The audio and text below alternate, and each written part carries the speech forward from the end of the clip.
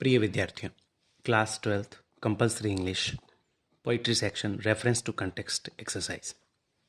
One more stanza from the famous poem of John Keats, A Thing of Beauty. Starting words, therefore, last words, spirits in inverted comma. हमें answer sheet में इसी तरीके से mention करना है. इस प्रश्न को नए पेज पर मेंशन करना है. Reference: These lines are from John Keats' poem, poet's name, poem A Thing of Beauty.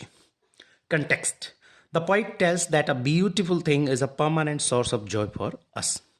Explanation: The poet says that natural sight always brings everlasting joy. हमेशा सदाबहार आनंद, निर्मल आनंद प्रदान करते हैं प्राकृतिक दृश्य. We like to live in the lap of nature. The earth is filled with a garland of flowers.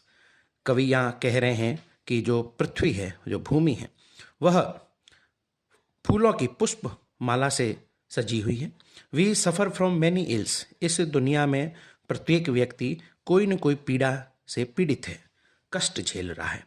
और यहाँ जिक्र भी किया गया है कवि के द्वारा डेस्पोंडेंस. चारों तरफ वो जो वातावरण है वह डेस्पोंडेंसी का है, निराशा का है, नैराश्य का वातावरण है. और साथ ही dearth of noble people. Noble का मतलब होता है श्रेष्ठ. श्रेष्ठ लोगों की कमी है, अभाव. अभाव में ही व्यक्ति की पहचान होती है.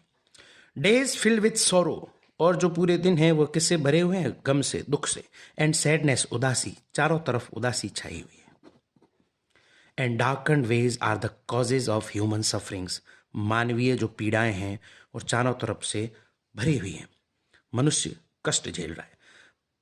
साथ ही साथ द नेचुरल ऑब्जेक्ट्स, ये सारे के जो नेचुरल ऑब्जेक्ट्स हैं, नदी, पहाड़, हवा, झरना, remove the burden of sadness from our gloomy spirits. हमारी जो आत्मा, हमारा जो मन है वह उदासपूर्ण है.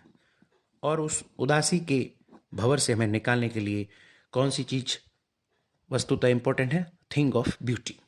Critical notes: the poet explains that we are suffering from many problems, but what is the, or not only problems, he talks about the solution. And where we find solution? Natural beauty makes us relieved from such pains. Thanks for watching.